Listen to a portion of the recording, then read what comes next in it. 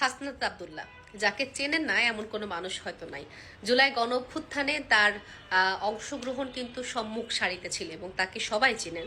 এবং ত্রয়োদশ জাতীয় সংসদ নির্বাচনে তিনি কিন্তু জয়ী হয়েছেন এবং আজ তারা কিন্তু শপথও নিয়েছেন সংসদ ভবনে।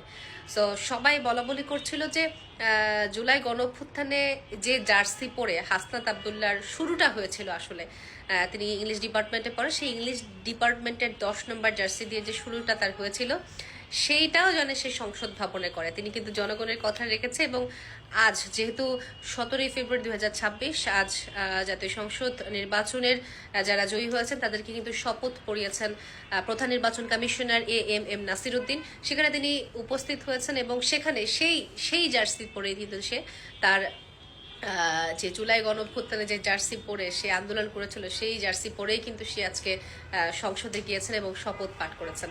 এই বিষয়টা আপনাদের কাছে কার কেমন লেগেছে অবশ্যই জানাবেন।